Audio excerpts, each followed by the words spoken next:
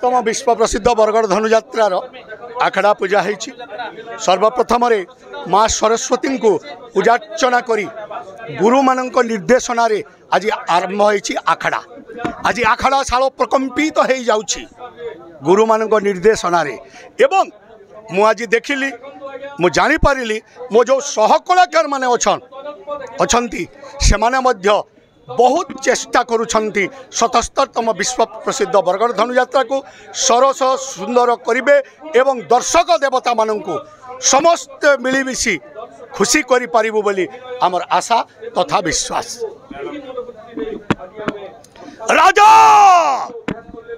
राजा मुहि आज मथुरा राज्य रे आज तुम इंगिते चलिबो ए राज्य सुर नर यज्ञ रक्ष गंधर्व किन्नर आज तारु समस्त मोरी करायत्तरे।